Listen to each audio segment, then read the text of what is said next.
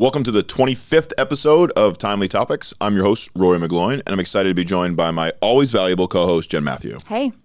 Our theme for this episode is values. We're going to dive into our core beliefs and how they have helped to guide our personal and professional lives. Knowing when it's best to say yes and when it's best to say no is a value-driven process. But if you're unsure of what values are driving you, it can make decisions difficult and inefficient. Jen and I break down the process of finding your values, sharing your values, and working with those who hold different values. And since it's the last episode of season 2, Jen and I take some time to recap the year that was and take a chance asking each other our season 2 rapid fire questions. You ready, Jen? Let's do this. Let's go. Welcome to the Timely Topics Show, where we're bringing you all the buzz and banter of today's business conversations. Straight from our studios in downtown Hartford, with your hosts, Rory McGloin and Jennifer Matthew. Here we are, episode 25, last episode of season 2. That went by so fast. Yeah, I do feel like time is just flying by. I can't even believe it. I feel like season 2 went by faster than season 1. But it also feels like every time we're talking to each other, we're talking about places we're traveling, things we're doing. And I feel like our listeners probably assume we spend more time than we want to at conferences. And you just got back from a great one. Yeah, we were out in Aurora, Colorado, adjacent to Denver. I was out there for the National Communication Association Conference. They get together every year, consortium of communication scholars and researchers and facilitators. And it was a lot of fun. The reason that I was out there this year was to lead a panel on communication and its role in entrepreneurial programming. So if you look at a lot of things that we're doing around here, I wanted to be able to kind of share that with folks that are in NCA and talk about saying, hey, the skills that we're leading in our classrooms for our students and the research that we're doing, we should be thinking about how we're bringing it into entrepreneurial programs. And of course, it was great to talk a lot about the work that we're doing here at CCI. Yeah, and I love when we share with other centers, other people that are supporting entrepreneurs, that they're just starting to get into this space. And I think seeing the value of supporting entrepreneurs and founders holistically, and communication is, as we always talk about, really the core of the process. So love that you had a chance to go out and share best practices in the area. I think one of the things that I find myself talking a lot about with folks who are outside of higher education is how much the landscape is changing within higher education, right? I think that we have seen a dramatic shift in the way that curriculum is being set up. I think we are truly now trying to be interdisciplinary. I think for many years, institutions talked about wanting to be interdisciplinary, but you can't now move forward without it.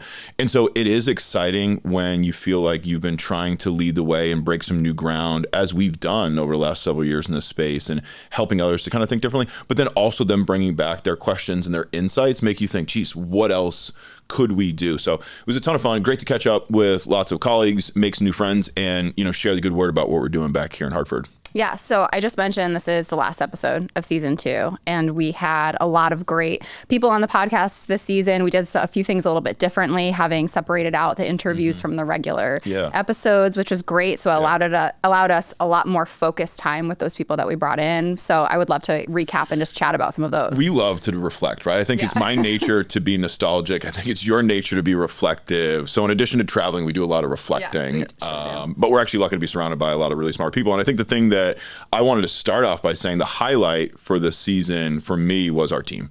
Huge shout outs to our producer, Lucas, to our intern and support person that takes care of so many things, Abby. I think the reason why it flew by was because of how this well-oiled machine works. A huge shout out. And it just goes to show you, right, when you get the right people coming together that are passionate about something and they're bringing their skills and you're having fun, you can make some really good stuff happen and enjoy it along the way. Yeah, and hopefully they enjoyed it as much as we did. They have to sit through our banter on Friday mornings, but hopefully it's the highlight of their week. Yeah, I'm sure it is. Let's talk about some of the episodes that we had as well. And when you think about the highlights for me, I took the approach, as you know, Jen, but maybe some of our listeners don't. If you go back and you look at the interviews that I conducted, it was about kind of people and personalities that are contributing to the greater Connecticut, greater Hartford area community. Yeah. It was so cool. We had Dennis House on, right? Yeah. Just a media legend here here in Connecticut. And so that was a lot of fun to get his insights on things. We also had a chance to work with restaurateur Jeff Lozati, right, and talk about the Foundry. And we also dove into art. We had a conversation with Tanisha Duggan about art. And so all those things were really cool. Rachel Lenda was here, and all the things that she's doing for marketing and leading Connecticut's cause there. So many fun and cool and exciting guests. It was so fun to listen to those episodes too, because they had such a unique perspective. All of them had a spin on business, on culture, on people that really tied so well into the podcast, but it also gave us this different flavor, something that I don't think we often get the chance to hear on podcasts, at least the ones that I listen to. So that was awesome. I had the chance to talk with founders, which was so fun. So I picked some of the founders that we've worked with at CCEI and some that we have worked with in the community. So Haley Seeger, we kicked off the season with and talked about her recent success on Shark Tank. So that was really cool to hear her story, just how she came from ideating through the process of launching a company. I know a lot of our listeners really resonated with that story, the trials, the tribulations. We got a chance to talk with Reed Waldman from Veradermics. He's made so many successes, and we've just talked about his launch of his Series C or close of his Series C. So that was tremendous. Congratulations, Reed and the team at Veradermics. And then I had the chance to interview Jenny Rips from Owl's Brew, which was a really cool conversation, just hearing about, like, I love when people create something because they're so passionate about whatever it is they're trying to solve, and they're experts in that space, and you just like hear her talking about becoming a tea sommelier and the experience of flavors and natural flavor. Oh, it was such a cool episode. Yeah, and it was a great balance of folks who are out there, I think, supporting the community and bringing programs to life in one way, and then you have founders who are building businesses, and you get to see the intersection. And going back to the point that I made earlier about like the changing nature of higher education, but also just the changing nature of the economy, I think one of the things that has been so nice is finding ways for community members, entrepreneurs, founders, coaches to all come together and say, how can we build things together? And it seems to be happening right before our eyes, which actually brings us back to one of the other highlights from the season. Was we took a trip down south, went down to Mohegan Sun, and we did our Shaping CT on-site event, and we got to interview some really cool people down there and be a part of that event as well. So an awesome year now coming to an end, and certainly I think we actually found some inspiration in our reflection as to where we're going to go. So we're excited to announce that season 3 is going to take on an overall theme of coaching. We'd love for you to go back and listen to some of those previous episodes, because I think you'll find that we really started to hit our groove. We started to talk about things like teamwork and competition. And when we reflected back, we thought, you know what, we're having a lot of fun hanging out in the space that serves our community in terms of coaching, right? Something that we're passionate about, but also something when you look at some of the correspondence, which we'll get to in a second, really people were, interested and motivated to send in thoughts and comments and questions. So season 3, we're going to dive into coaching, all types of coaching, right? And hopefully our interview guests will be some high profile coaches as well. Yeah. And I think it resonates with a lot of people, because whether or not you are literally a coach for your kids' soccer team, or you coach people that you work with, you are a coachee in some relationships, right? Like you're a mentor or mentee, that those little nuggets I think resonate with us personally, professionally, and I think it allows us to connect with our audience, like you said. And in those particular topics, I think got a lot of traction on social and through some of the correspondence that they sent in. So people were really, really motivated. And I think this is also resonating really well with the two of us, because we both wear multiple hats that I think we would ultimately have the word coach on, but it just kind of changes depending upon where we are and what we're doing. And I know for you particularly, you coach across the board. I feel like that's kind of the definition of you and the things that you do both here at CCEI and in your regular life. Yeah, and same for you, Jen. I know we've talked about this. I think when you look at each of our journeys, we found ourselves being drawn to creating programs that would help other people and trying to empower their skill development, right? And so for me, I think early days it started in the classroom. Then you realized it's actually just as much fun to get out of the classroom and take those principles of pedagogy and put them into places that they don't normally apply or we don't see them. And I know for you, you've talked about, hey, this is why I got into this in the first place, right? I enjoyed being coached and wanted to soak up as much inspiration as I could from others, and then finding ways to pass that along. So as we transition into correspondence here in just a moment, we want to say, if you've got ideas for coaching, if you've got themes, you've got a great story about coaching yourself, we would love to hear from you. And speaking of which, let's go ahead and look at some amazing correspondence that we got from our last couple episodes.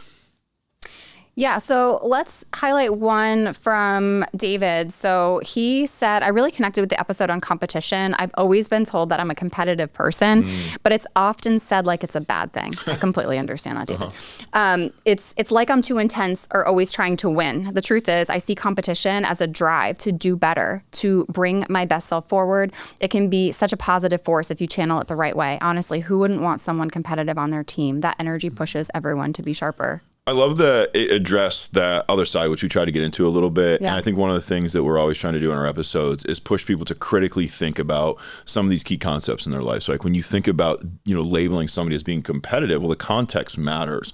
But I think that we learn through that journey and doing the research and having the conversation is that it's not necessarily what our natural instincts towards competition are. It's finding a way to harness it and to be competitive when we need to be, but also to let go of the competition when it's not serving us. We got an email from Trish. Thanks, Trish. I absolutely loved your comments about competition from an individual perspective. What stood out to me was when you talked about not needing or wanting external validation. Jen, you had gotten into that topic, and we were kind of going back and forth a little bit on that. Trish says that hit home. The moment you start chasing outside approval, you start comparing yourself to others, and that can take away from your own journey. Trish says competing with yourself feels healthier and more fulfilling. Thanks for sharing that, Trish. I know, Jen, you probably completely agree with this perspective, so it was nice to see somebody else chiming in. Yeah, and we had said like comparison is the thief of joy. That's a quote that everyone, talks about when think about comparison, and it takes away some of that excitement you have about what you're building for yourself and how you're looking at your own successes, because immediately you want to celebrate your win, but then you look at the person next to you that has a higher score or a faster run or can lift higher weights, like whatever your goals are, and it takes away the joy you just had for your own personal gains. And that's why I truly believe, Trish, like I'm on the same page with that. It's so good to look at your own successes and just know where you are and what you measure. We had an email from Jordan, and Jordan says, I want to share a bit of advice about competition that's helped me over the years. Compete to grow, not just to win.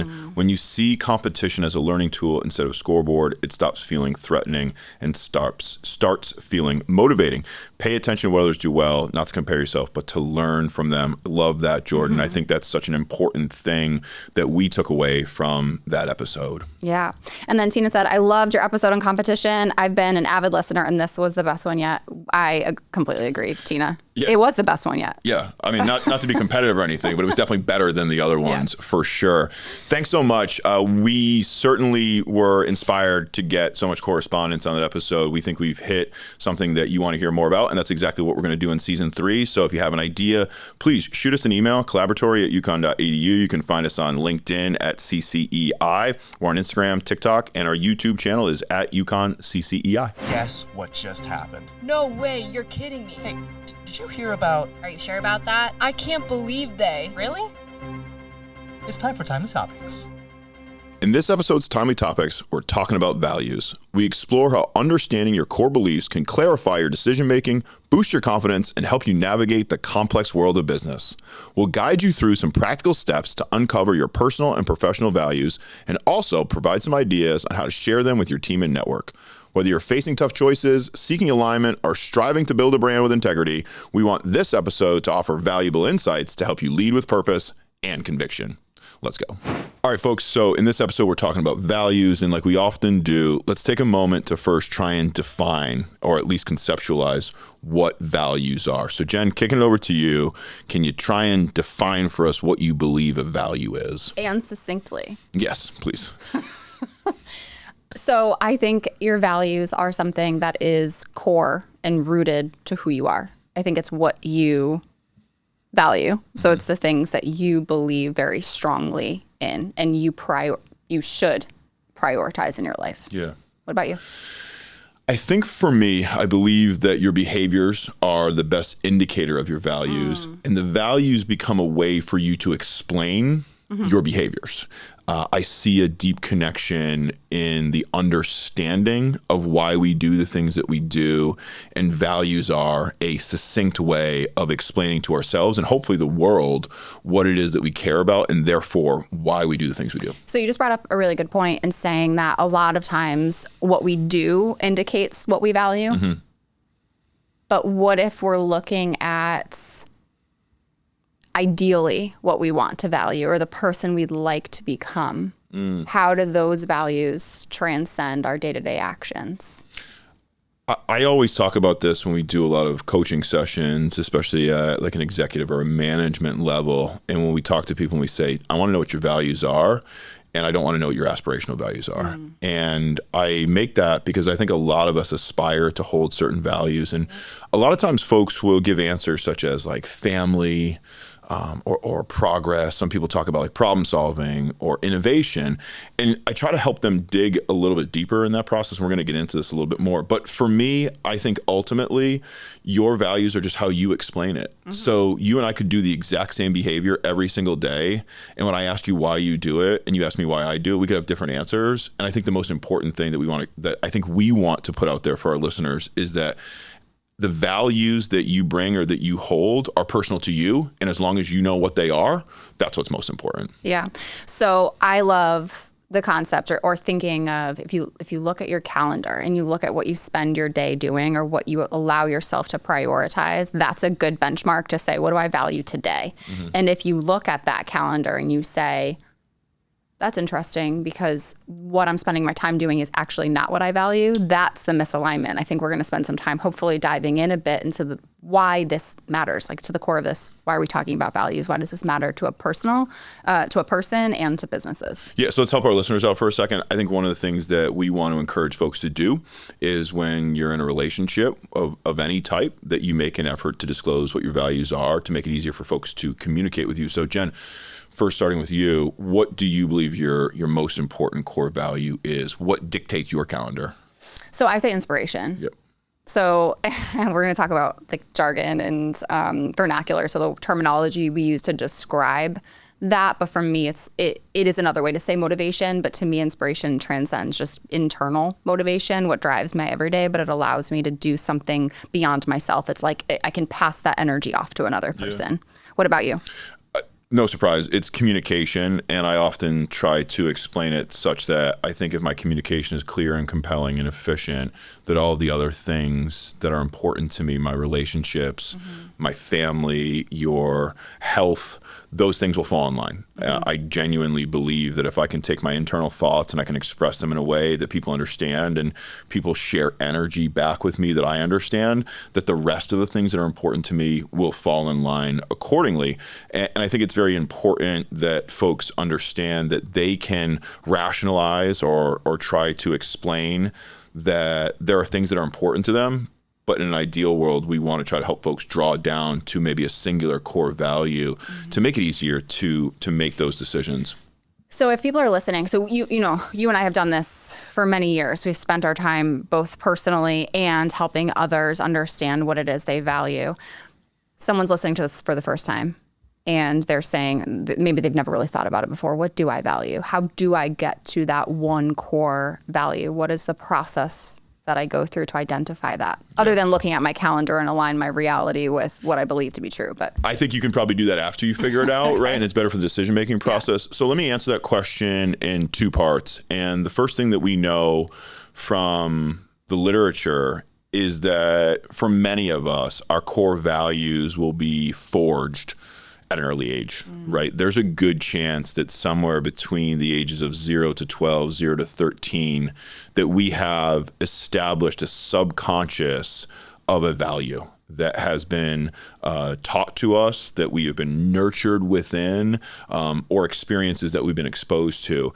For many, however, you probably spend the next 10 and hopefully not much more, going out and living and working and playing. And you don't actually probably begin the process of searching for an explanation of why you exist and what you're doing, maybe until you go to college or you go out for your first job or you travel the world. So what I would say is that the first part of this process is to spend some time going back to your childhood and thinking a little bit about what were the things that you were taught that were important. And then how did you live those importances in some way, right? So for some some of us that stayed very aligned with what maybe our parents, our guardians taught us, there's a good chance that we can go back to those experiences and find alignment with something that was passed along in the experiences. However, for those that actually juxtaposed maybe what their parents or guardians were providing them in terms of value, they might actually be able to explain why they chose to go in an opposite direction, because they cared more about maybe autonomy, right, or independence at some point. And so you can see that play out a little bit. So the first part of the process genuinely is spending some time, and this is best done, by the way, with a coach or a facilitator who can help you talk through it, because you might tell a story that you feel is rather anecdotal and ultimately not all that important. But when you work with somebody who's experienced, they can sometimes pause you and say, hold on a second, right? How much of an influence does that still have on you today? And through that process, we can start to pick apart maybe a set of core values that you learned at an early age. So would you say start with a pen and paper and just literally start writing down what you think is important, what you believe is important, and then try to identify the story around the importance? It's not the process that I like to take. Okay. I think being somebody who values communication, I like to do it in a storytelling format.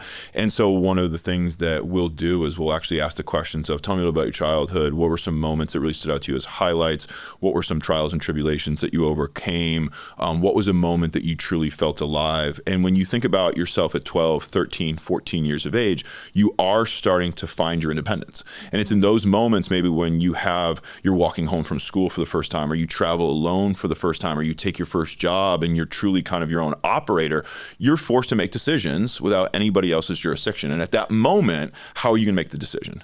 You're going to make it driven by the thing that's most important to you.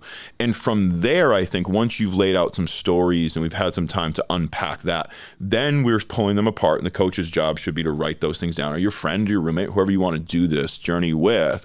And then you should take that list and then go back and sit and reflect on it. Yeah. So if you use some examples, so we've talked with individuals that maybe have grown up in a single parent household that maybe had some financial challenges, and you talk to them now and they say financial independence is my core value. But you dig a little bit deeper and you realize that the safety, the security, your health, your family, being able to put food on the table, those are actually the storyline that got you there.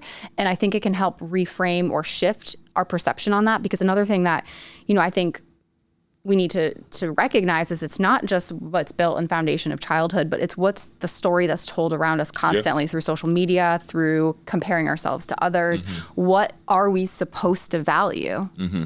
Right? Yeah, and I think you're told what you're supposed to value, and this is why genuinely I think we saved the best for last in this season in some regards. We've been talking around this for a long time, but recognizing we need to actually spend some time to help our listeners say, what is your core value? Because you're going to go through a process compare and contrastment at all times. Yeah. But what things should you be comparing and contrasting, driven by that value process? I think the other piece of the puzzle that stands out to me as being so important is when you look at who your social group is and who you're surrounding yourself, can you identify your values by the people that you like to spend time with? I talk about this often. When you think about your friends, you get to choose them. If you were to say to yourself right now, who are the people whom I'm enjoying spending the most time with, there's a good chance that if you were to have their top 3 values listed in your top 3 values, I would almost guarantee that not only would you have one in common, there's a good chance you probably have 2, and you probably have one that isn't, and that's where the juxtaposition of fun and relationship comes with. Why is that so important in this process? So you've gone through your initial journey, right? You've come up with your list, and then now the next piece is who are you spending time with? Because folks that value the same things as you, they're going to be easier to operate with, right? So if I value communication and you relatively value communication, that's going to make it easier for us to function, right? If you spend time with folks that don't share your values, you'll notice right away, this feels like there's friction. And ultimately, as you're going through the early stage process of trying to identify your values, think about whom you really enjoy spending a lot of time with, and then ask yourself, what do you think they value? I also think, so I'm a list writer, so that's why, when I had said, this is the process I go through, I like to look at words. I like to see what words exist. And for every person, those words mean something different, right? So when you say, you tell me your core values and I tell you mine, but we get to the root of the story of why, we can understand that it may not be the same word that we're using to describe the value, but we're telling the story in a way that makes sense. And like you said, it's either in alignment or it's not. And I wanted to get to the point of why does all of that matter? So we define what values are, and we were talking about the process of really uncovering it. And if someone's like still skeptical listening, like, okay, cool guys, like, should I really go through this process? Ultimately, why does that matter to really define your values? Yeah, and just one comment on that, Jen, because I think that lists can be a very helpful way for people to start the process. Yes. I just wanted to help to say that. I think if you don't know who your trusted source is, like right now, later on today, when you're done listening and you want to do this, you can go online and Google search value lists. And one of the things I just want to say, I think this is so really important, is that they're great conversation starters, but something that you said, I want to make sure that we say this because we believe this, that our vernacular, our vocabulary is very true to us. And I want folks to recognize that once they label their value, they never have to rationalize it. They don't have to explain it. If it makes sense to them and they understand it, they need to live a life that others can appreciate and see it. But the words that we use mostly should come from our journey, from our stories. And so when you look at a list provided by Google of 50 words that are there, yes, spend some time with them. Circle the ones that give you an emotional reaction. But we want you to go one step further and really start to unpack it. In terms of coming back to like the why it matters, I mean, we see it every day, right? It is central to everything that we do. And so once you have the ability to identify your values, better relationships, better business, and ultimately living a life that feels closer and aligned with your purpose. Yeah. So I was going to say, we hear so much about burnout. We hear so much about dissatisfaction, whether that's in relationships and jobs and what we're doing. And a lot of times that misalignment and the burnout is not that you're not necessarily enjoying what you're doing. It's you're spending a lot of time doing the things or being around the things that don't align with your values. So if you can recalibrate those, I know we can't all manage what happens in those 40 hours that we work every week, but can you really repurpose your time and be thoughtful about that? That will help reduce burnout and will ultimately increase overall happiness and joy in our lives, right? Like ultimately, isn't that the goal, is to live a life joyfully and be able to do the things that bring us that joy? Yeah, and I think one of the important parts for me coming from that communication standpoint is once we've identified what the core value is helping folks to communicate it clearly in a compelling fashion. You've heard me say this, and I like sharing this idea. So how do you do that? Well, one of the ways that I encourage folks to consider doing is just to tell people, right? If you're entering into a formal relationship, maybe we have some consultants out there that are listening, or we have some service providers, maybe we have some coaches out there that are listening. I would say, if I was coaching them, I would say, let's start from a place of saying very unequivocally, I care the most about this thing. Because what you're doing is you're allowing that person you're entering the relationship with to have a really fair shot at building the relationship with you. By me letting you know, this is something that's really important to me, you now understand my boundaries in a way. You understand where I'm going to judge or where I'm going to have frustrations. And I think that's the start of an effective relationship. For some, that may be too much, right? That may feel too explicit, and we acknowledge that. The other thing that I think comes from the communication standpoint is, what are you doing intentionally so others can pick up on that value? And I think if you were to go through your day-to-day and you would ask yourself, what are a few things that I did that I hope people recognized that was an indicator of my value? If you can latch onto them very quickly, that's a good place. If we're in a coaching session, we ask somebody, hey, so it's 10 o'clock in the morning, you've been up for 3 hours. What's something you've done as an indicator of their value? And their kind of gut reaction is to go,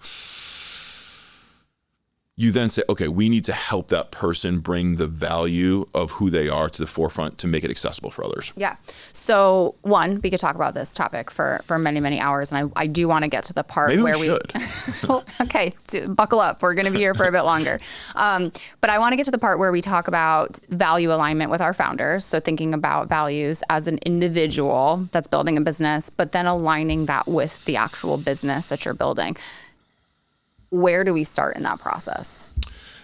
I think for me, for anybody out there in an entrepreneurial space, the founder is so critical to that process. And they have to have conviction and clarity in their values. We've seen teams come through our center. We can look at examples from places like Patagonia, Warby Parker, right? Some of these really standout organizations that have very clear founder-driven values. When they exist, we tend to find that they will stay the course. When we work with founders that do not have a clear understanding, they wobble. And sometimes they fall. And it's not a fault of oftentimes the business or their path to market or even what it is that they're bringing. It's that it becomes very difficult for others to rally around and to have a clear understanding of this is what I'm supporting, this is what I'm working for, this is what I'm building. When entrepreneurs come to us with ideas that I think are driven inherently by I want to make money, right? You're immediately concerned because you're thinking to yourself, your customers and your clients are not going to necessarily want to buy into that because that may not be their value. And so that's something that I think really founders have to be very careful from and should never skip that process in the early stages. So does a founder's core values as an individual have to be the same or align in some way with the core values of the business they're building? My answer to that is yes. What about you? What do you think? I think there has to be alignment. Does it have to be the same verbiage? Maybe not. But I think that there is, because if you're choosing to spend that part of your life building this thing from the bottom up, like there has to be some alignment. Because if not, that's where we talk about that burnout, where we talk about like people running out of, mental runway to keep their business going. So yes, I do. But what do you think as a business grows and you start to hire, you have 50, 100, 200 people, and you set those core values at the beginning here in one of our programs, do those core values ever change? I say no. And again, I go back to the literature on that and recognizing that in those early days, you are forged in fire in some regards. Okay. And from that, I think what has to happen is that how you apply your value can change. But I genuinely believe that for great companies, that we would see the values remain for well over a century. I think when we look at some of our household brands, when we look at the most important organizations or businesses of our lifetime, the ones that remain and sustain are the ones that have great values. And those values are typically like right there on the collar of their shirt, right? We can see it up front and we know when we're walking into their shop, we know when we're going onto their website, exactly what we're getting. And I think if you think about the consumption of anything, what is one of the things that we want? We want reliability, we want consistency, right? I want to know what I'm getting. And we see plenty of case studies out there, especially in today's marketplace where we've experienced like really dramatic shifts, whether it's COVID, whether it's AI, and companies have been rattled to the core to figure out like, what's our purpose? I think they should look no further than what was our founding value? Right? Yeah. What is the thing that drives us? You can always change your tactics, but I think the values of an organization and an individual relatively remain unchanged. Yeah. And I, sometimes we've said things like values are a compass, and it's not necessarily that it's telling you the direction to go. And I think it's more so like it's a calibrator. It allows you to kind of recenter and for you to say, am I in alignment with this person that I'm in a relationship with, this employee that I'm working with, this company that I'm building? It allows you to come back to center to say, am I doing the things that I believe to be a value of my time, my very limited resource that I have available to me? I do love the quote from Elvis. He's credited for saying values are like fingerprints. Nobody's are the same, but you leave them all over everything you do. And I think that truly like your fingerprints are you. And you have the ability to go out and touch and impact so much. And it's interesting to think that you can transcend your values onto everything that you're building. And I would go one step further and say, I think you should. Yeah. I think that to have the impact that you may like in some regards, you should be encouraged and compelled to go out and to leave the fingerprints all over the world, everywhere you go. One of the things that I would encourage all of our listeners as they're coming to the end of this episode and hopefully thinking a little bit about their core values is this empowerment to say, once I've identified, to go out and share it, to go out and to tell people, because I think that your value has a place in every room and in every business and in every relationship, and being able to appreciate and empower other folks to find theirs is really kind of the beauty of life. Yeah. And I would go even a step further than that, than other than sharing it, is to continue to cycle back around and check in with yourself. I think it's Thoreau has this quote about living deliberately. And if you are intentionally showing up and saying, I'm living through my values. This is who I am. Here's how I'm showing up today. And then at the end of the day, looking and reflecting, like, did I live my values today? How can I be a better person tomorrow? We go back to that individual competition. To me, I think that's a great measure of, am I being the best version of myself today? And how can I show up tomorrow? Yeah, we love it. We hope that you enjoyed that. Certainly something that we enjoyed talking about. Think about your values. Go out and share them passionately and intentionally with the world. All right, Jen, it's the end of season 2. We talked about this earlier. We've had some great interview guests on. And as you know, at the end of each interview, we ask them our rapid fire questions. We had 3 questions for this season, and we're going to retire them, but not before we take a shot at answering them ourselves. Are you ready to go? I am. Okay, well, you know what some of the questions are, so I think you've had hopefully enough time to prepare and come up with your answers. Okay, so that's great. So the first question was, what's the best piece of advice you've ever received?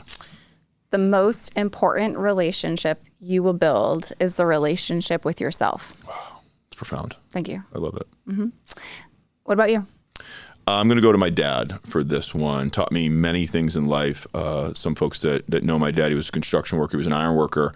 And when he'd work on the job sites, he told me that he had this philosophy. You know, he said, when you're walking from one end of the job site to the other end of the job site, always bring something with you, right? So don't just walk aimlessly to one side.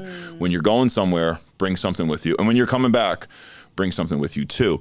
That ended up evolving into kind of his ultimate wisdom, which is stuck with me and something that I'm thankful for, which is this idea of never leave something for tomorrow that you can do today. So whenever you're going somewhere, pick something up, bring it with you, always be productive was the idea. Love that.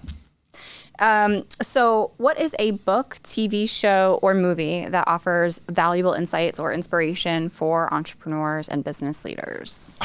I was going to say Ted Lasso, which I know is old, but it's one of my favorite shows that I've watched. And Did not see that coming. No, but I think from a leadership standpoint, it talks a lot about belief. And that's something that really resonated with me. So I'm giving one answer there. The answer that I'm going to also give is I'm in the midst of reading for a second time a book called The Speed of Trust, The Speed of Trust by Stephen Covey.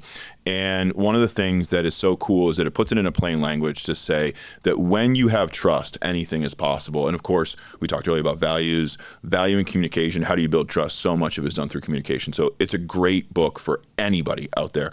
What is a book, TV show, or movie for you, Jen, that you think offers some valuable insights or inspiration for entrepreneurs and business leaders? Yeah, so while you patiently waited for me to scroll through my book list that I read this year, I wanted to share 2 that I actually haven't shared on the podcast yet because I read them relatively recently. And I do think that there's a lot of value in connecting this personal side of building a founder. So Clear Thinking by Shane Parrish. Have you read that? I have. Yep, great book. And It Begins With You by Jillian Turetsky. We talked a lot about having our values align with our behaviors. Your value was beginning with you, and we're reading books about it. You're on brand. There you go.